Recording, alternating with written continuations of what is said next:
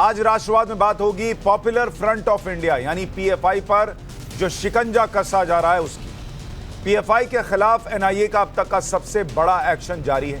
देश के कई राज्यों में टेरर मॉड्यूल के खुलासों के बाद पीएफआई के अलग अलग ठिकानों पर एनआईए छापेमारी कर रही है। 14 राज्यों में टेरर लिंक के खिलाफ कार्रवाई चल रही है। दिल्ली, यूपी, राजस्थान, कर्नाटक, केरल और आंध्र प्रदेश समेत देश के कई राज्यों में यह कार्रवाई चल रही है। टेरर मॉड्यूल, टेरर फंडिंग और देश विरोधी गतिविधियों में हुए खुलासे के बाद यह छापेमारी शुरू हुई। एनआईए के साथ साथ ईडी भी छापेमारी कर रही है। दिल्ली समेत कई राज्यों में पीएफआई के अध्यक्षों को गिरफ्तार किया गया है। अब तक 100 से ज्यादा गिरफ्तारियां हो चुकी हैं, यह बताया जा रहा है। टेरर फंडिंग के अलावा कई मामले हैं जिनकी वजह से पीएफआई उसके ऊपर एनआईए और ईडी का शिकंजा कसा है।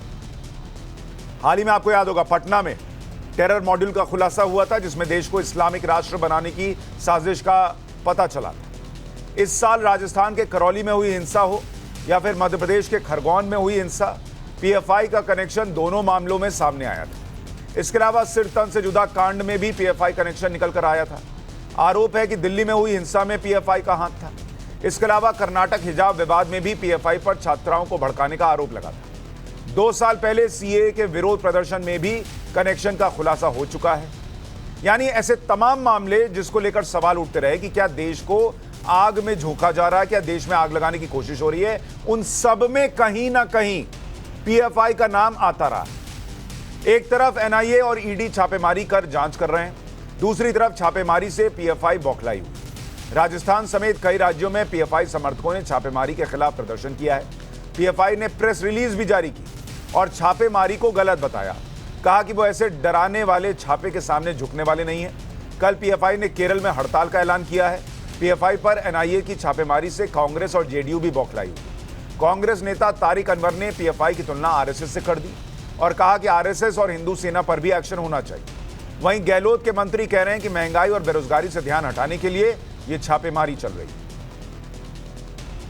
और इसके साथ अब देखा जाए तो बजरंग दल है, हिंदू सेना है और खुद आरएसएस है।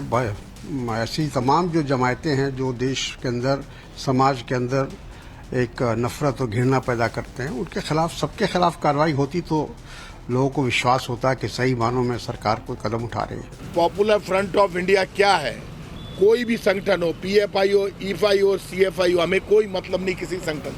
यदि देश विरोधी कोई संगठन है ऐसा लगता है, उसके खिलाफ कार्रवाई होनी चाहिए, लेकिन कार्रवाई में ईमानदारी भी नजर आनी चाहिए। कहीं आप आटे, दाल, चावल की महंगाई से ध्यान हटाने के लिए, गायें मर रही है, कोई गायों के गोमाता का मुद्दा नहीं बनाए, इन मौतों से ध्यान हटाने के लिए आप यदि कार्रवाई कर रहे हैं तो आप पापी हैं। अनवर साहब कह रहे हैं कि आरएसएस पे भी कार्रवाई कर दी थी। अरे भैया, आपकी 10 साल सरकार थी, आरएसएस को बैन कर देते। जो बैन लगाया गया था वो भी नेहरू जी के जमाने में हटा लिया गया था, क्यों नहीं बैन किया?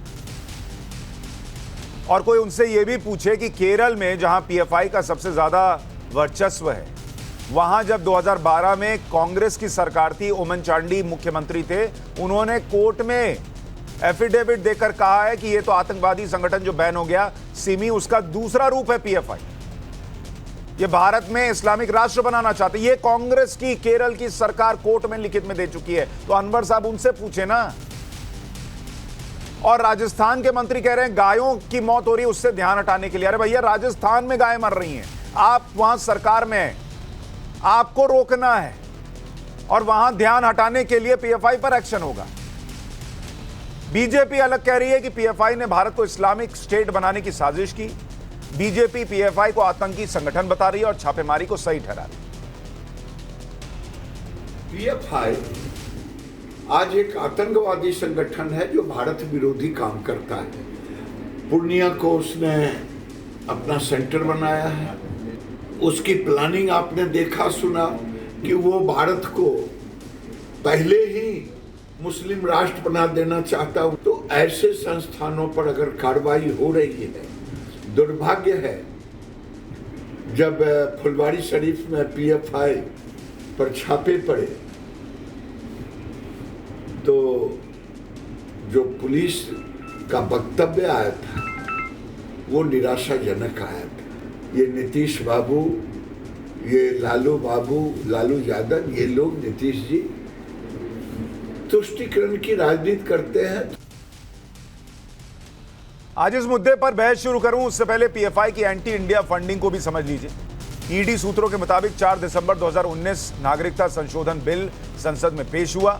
5 दिसंबर को पीएफआई के खाते में 18 लाख रुपए जमा हुए। 10 दिसंबर 2019 को नागरिकता संशोधन विधेयक लोकसभा से पास हुआ।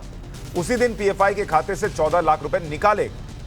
12 दिसंबर 2019 को सीए को राष्ट्रपति ने मंजूरी दी। उसी दिन पीएफआई के खाते से 6 लाख रुपए निकाले गए।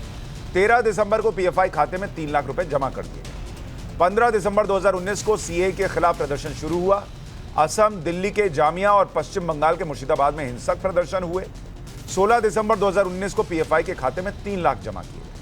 16 से 19 तक जगह जगह प्रदर्शन चलता रहा और 20 दिसंबर को फिर पीएफआई के खाते में 4 लाख जमा होते हैं। 21 दिसंबर 2019 को पीएफआई खाते से 10 लाख रुपए निकाले गए। उसके बाद प्रदर्शन को और हवा देने का आरोप है। 26 दिसंबर 2019 को पीएफआई खाते से 4 लाख रुपए फिर निकाले गए। 27 दिसंबर 2019 को पीएफआई खाते में 3 लाख जमा किए गए। 31 दिसंबर को पीएफआई खाते से 16 लाख निकाले गए और 16 लाख जमा भी किए गए। 1 जनवरी 2020 को पीएफआई के खाते से 14 लाख रुपए निकाले गए। 3 जनवरी 2020 को 11 लाख निकले। 4 जनवरी 2020 को पीएफआई के खाते में 6 लाख जमा किए। अब आप अंदाजा लगा सकते हैं कि 1 महीने के भीतर पीएफआई के खाते में कहां से कितने पैसे आ रहे थे। आखिर देश विरोधी गतिविधि के लिए पीएफआई को फंडिंग करने का जो आरोप लग रहा है वो क्यों लग रहा है? और इसलिए आज सवाल यह है कि सबसे बड़ा क्रैकडाउन चल रहा है, पीएफआई बैन होगा क्या? पीएफआई के पातालोक में एनआईए और ईडी अगर पहुंचे हैं तो आगे क्या होगा? जिहाद मंडली के पाप की पोल खुलेगी क्या? पीएफआई पर छापेमारी से कांग्रेस क्यों दिक्कत में? चर्चा करने के लिए हमारे साथ विष्णु जैन वकील हैं, सुप्रीम कोर्ट के, थोड़ी देर में जुड़ जाएंगे। सुबुही खान संयोजक हैं राष्ट्र जागरण अभियान की, हमारे साथ जुड़ गई हैं। माजिद हैदरी राजनीतिक विश्लेषक हमारे साथ जुड़ रहे हैं। आसिफ सुहेल राजनीतिक विश्लेषक हमारे साथ जुड़ रहे हैं। आप सभी का बहुत स्वागत है। सुबुही खान, पहले आपसे शुरुआत। पीएफआई पर जो एक्शन हो रहा है, आपको इसमें कोई दिक्कत लगती है? पीएफआई बैन होना चाहिए, नहीं बैन होना चाहिए? क्या ये एंटी मुस्लिम कुछ चल रहा है देश के अंदर?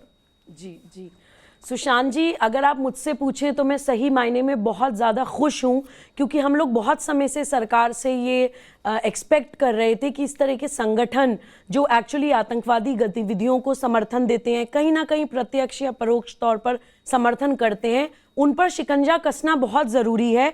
क्योंकि हमें कोई भी टेरर अटैक तो दिख जाता है, लेकिन उसके पीछे जो पूरा सीक्वेंस में चीज़ें चल रही होती हैं वो नहीं दिखती हैं।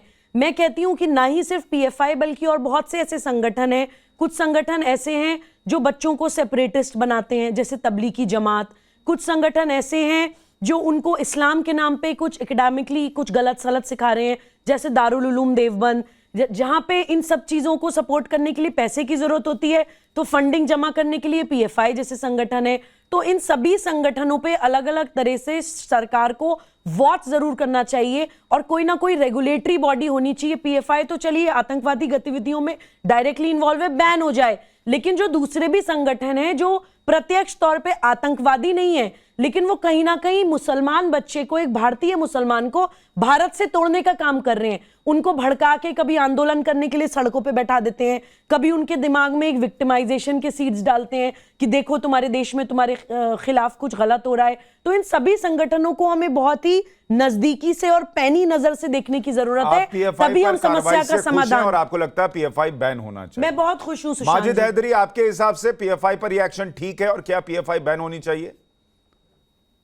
सुशांत भाई, पीएफआई पे क्रैकडाउन का तो बहाना है, एसडीपीआई को बैन कराना है, माइनॉरिटीज की आवाज को दबाना है, गांधीवाद को सताना है।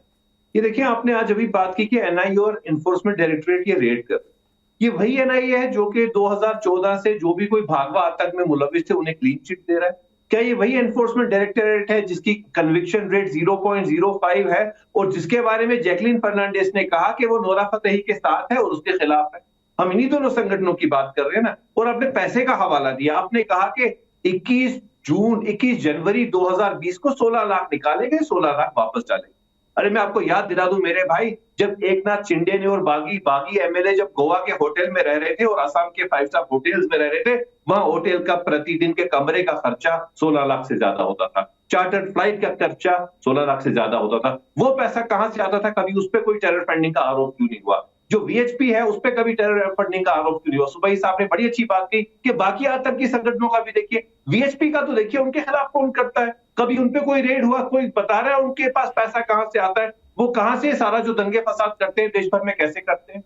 और एकनाथ शिंदे की सरकार, उद्धव ठाकरे की सरकार गिरने पे कितना पैसा खर्चा हुआ, कहां से फंडिंग हुई, ये तो भारत को बताइए ना जरा। आप तो वरिष्ठ पत्रकार हैं, आज बताइए, खुलासा कीजिए कि केवल एक समुदाय के लोगों के पीछे क्यों पड़ी है ईडी और ये जो एनआईए है या सीबीआई है, माजिद ये क्यों हैदरी दूध में धुले हुए हैं भाजपा वाले या भाजपा माजिद के हैदरी समर्थक? जी, बताइए जी। विधायक इधर से उधर गए, पैसा दिया नहीं दिया, होटल का बिल और टेरर फंडिंग का मामला और टेररिज्म से नाम जुड़ना, ये आपकी समझ ये कहती है कि दोनों एक मामले हैं? जी देखिए, आप आतंक को धर्म से क्यों जोड़ रहे हैं या किसी मैंने तो समुदाय धर्म का से नाम ही क्यों नहीं जोड़ रहे हैं? लिया। आतंक की तो कहीं पीएफआई में कहीं धर्म आप है? यशवंत शिंदे मैंने का धर्म का नाम petition लिया, देखिए आप CBI धर्म का। लाना चाहते हैं, आप धर्म लाना चाहते हैं। धर्म तो आ पीएफआई चुका है। पॉपुलर फ्रंट ऑफ इंडिया को बैन करना चाहिए या नहीं, मैंने ये कहा। मैंने तो ये नहीं कहा कि करना मुसलमानों चाहिए, को बैन क्यों कर दो, करना चाहिए? क्या मुसलमान के minority की संगठन आवाज को बैन में कर दो, आए? ये तो बोला ही नहीं मैंने। क्यों बैन किया जाए? किस बात पे बैन? अरे किया भाई जाए? वो क्या क्यों आप बैन देश को करने की बैन बात कर रहे हैं? इसलिए है मध्यम क्योंकि को बैन कर रहे हैं? भाई मैं सुनिए ना, आप कह रहे हैं कि एनआईए और ईडी क्या कर रही है, नहीं कर रही है। इसी पीएफआई को लेकर केरल में कांग्रेस की ओमन चांडी सरकार कोर्ट में एफिडेविट दे चुकी है 2012 में कि ये जो बैन किया सिमी जैसा संगठन, आतंकी संगठन, ये उसका दूसरा रूप है और ये भारत में इस्लामिक राष्ट्र बनाना चाहते हैं। तब तो नरेंद्र मोदी नहीं थे प्रधानमंत्री, तब तो बीजेपी की सरकार नहीं थी 2012 में। सुशांत भाई, दूसरा एफिडेविट मैं आपको याद दिला दूं, यशवंत शिंदे ने हाल ही में सीबीआई के पास दिया है कि भागवा आतंक में बॉम्ब मेकिंग सिखाई जाती है। जरा उस पे भी एनआईए कोई रेड अरे भाई कर मैं देना। कह रहा हूं अगर कोई करती ईडी है तो कोई वो रेड भी कर कर देना। लीजिए, लेकिन हर चीज में जहां पीएफआई का कनेक्शन दिख रहा है, चीजें सामने आ रही हैं, लोग अरेस्ट हुए हैं और उसके बाद अगर एक्शन हो रहा है तो यह कहना कि आप जो है माइनॉरिटीज पर कार्रवाई कर रहे हैं, इन दोनों का कनेक्शन मुझे समझ में नहीं आता। मदरसा में सर्वे हो, आप माइनॉरिटीज पे कर रहे हैं। वक्फ की बात हो, वक्फ की जमीन पर भी कब्जा है, उसको छुड़ाने की बात हो, तब भी वही चीज हो जाती है। आसिफ सोहेल जी, क्या यह माइनॉरिटीज से जुड़ा कोई मसला है? क्या ये माइनॉरिटीज को दबाने की कोशिश है? पीएफआई पर एक्शन पर आपकी राय क्या है? सुशांत जी, मैं यही बोलूंगा, देखिए जो राष्ट्रहित और राष्ट्र की सुरक्षा के लिए अगर किया जा रहा है तो मैं इसे वेलकम करता हूं, ये मूव। ना बल्कि पीएफआई इस सारे जितने भी फिरका परस्त ताकतें हैं हिंदुस्तान में, चाहे बजरंग दल हो, विश्व हिंदू परिषद हो या आरएसएस हो या और जो भी ऑर्गेनाइजेशन है, ये देखिए ना पीएफआई मुसलमान को रिप्रेजेंट करती है, ना आरएसएस, वीएचपी, बीजेपी कोई हिंदू रिलीजन को रिप्रेजेंट करती है। इनका अपना एक पर्सनल एजेंडा है। और पीएफआई को 2018 में झारखंड में जब बैन लगाया गया था तो हाईकोर्ट ने इसे क्वैश किया था। देखिए एनआईए को चाहिए, अगर ये वाकई में अगर ये इन्वॉल्व है तो इनके ऊपर प्रॉपर एक कार्रवाई की जाए, बैन होना चाहिए। अगर ये मुल्क को, अगर हिंदुस्तान भारत की सुरक्षा का मसला है, मेरे लिए भारत पहले है, ये बाकी के सारे जितने भी ये चीजें हैं ये मायने नहीं रखती है। तो हमें हमारा भारत की सुरक्षा इंपॉर्टेंट है, बट इसमें एक पॉलिटिकल वेंडेटा नहीं लाना चाहिए। अगर एक ही तरफा अगर इनके ऊपर विवाद, हमने पिछले भी कई बार देखा गया है, कई इन्वेस्टिगेशन इनके फेल हुए। इसकी वजह क्या है? मासूम लोगों को फंसाया गया है, झूठे गवाही दी गई है, ऐसा नहीं होना चाहिए। बराबर इक्वली फेयर ट्रायल आसिफ भाई, पीएफआई आज की तारीख में, आसिफ भाई पीएफआई आज की तारीख में सबसे ज्यादा अगर कहीं प्रभावशाली है तो वो केरल के अंदर है। केरल के अंदर तो बीजेपी है नहीं, अभी खत्म मामला है।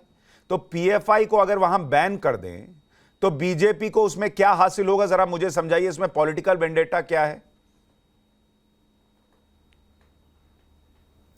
देखिए सुशांत भाई, ये काम जज का है, जुडिशरी का है। जुडिशरी एक कोर्स ऑफ एक्शन लेगी, ना बल्कि आप जज बद बनिए, मैं कोई वकील नहीं बनना चाह रहा हूं। आप बन रहे हैं ना सर जज, आप कह रहे हैं ये पॉलिटिकल वेंडेटा है, तो आप हमारे दर्शकों का ज्ञानवर्धन करेंगे ना। जो पार्टी केरल में है और केरल में बीजेपी खत्म है, वहां उसको और खत्म करके उनको क्या मिलेगा? देखिए कोई बीजेपी कहीं खत्म नहीं है, सारे मुल्क के अंदर बीजेपी अपना काम कर रही है, इसमें कोई दो राय नहीं है। वो अपने तरीके से काम कर रही है, कांग्रेस अपने तरीके से काम कर रहे हैं, पर आम आदमी आज परेशान है। ये एक गुटबाजी में और जो सो एक वेंडेटा की तरफ आज भारत के हिंदू भी परेशान है, मुसलमान भी परेशान है। सियासी भारत का हिंदू तो नहीं कह रहा कि पीएफआई पर एक्शन नहीं होना चाहिए। भारत का हिंदू तो नहीं कह रहा कि पीएफआई पर एक्शन नहीं होना चाहिए। बराबर, तो देखिए तो फिर भारत का मुसलमान क्यों बोले? अरे भारत का मुसलमान भी देखिए, आतंक के भारत साथ के नहीं है हिंदू ने ना। तो बहुत सारी चीजें कही है भाई भारत का मुसलमान आतंक के साथ नहीं है ना। नहीं किसी है, देखिए, किसी एक भारत- मिनट सर, बराबर, मुझे देखिए, बताइए मैंने- आसिफ भाई, मैंने आप- किसी संगठन का टेरर से कनेक्शन जुड़े और उस संगठन का अध्यक्ष मुसलमान निकल आए या उस संगठन में दसियों लोग मुसलमान निकल आए, तो भारत का मुसलमान उससे एसोसिएट खुद को नहीं करेगा। वो बोलेगा कि करो इस पे कार्रवाई, ये तो देश के खिलाफ है, जैसे हिंदू बोल रहा है। तो फिर इसमें हिंदू मुसलमान कहां है? मैं दूंगा इसका। हाँ, मैं जवाब दूंगा इसका। सुनिए आप, देखिए, आतंकवादी और जो भी नॉन वायलेंस का हमारे मजहब से, इस्लाम से कोई रिश्ता नहीं है। इस्लाम मोहब्बत और अमन का मजहब है, और हिंदुइज्म भी मोहब्बत अमन का मजहब है। ये जो है अपना पर्सनल प्रोग्राम, ये लोगों का पर्सनल एजेंडा है जो कर रहे हैं। अगर देखिए, इनको प्रूव करना चाहिए, हमें अभी कंक्लूजन पे नहीं आना चाहिए। देखिए, हम एक, ये मुल्क कॉन्स्टिट्यूशन पे चलता है, ना बल्कि भगवत गीता, कुरान और बाइबल पे नहीं चलता, ना आपका मीडिया ट्रायल पे चलता है, ना किसी की वकालत पे चलता है। एक कॉन्स्टिट्यूशन फ्रेम किया गया है, उसमें उनको कोर्स ऑफ एक्शन में जाने दीजिए। आप ये तो उन केस लोगों को भी चलेगा, पता समझाइए चलेगा ना। ना हम सर, अभी कंक्लूजन पे क्यों आ रहे आसिफ हैं। भाई, मेरा आप यही-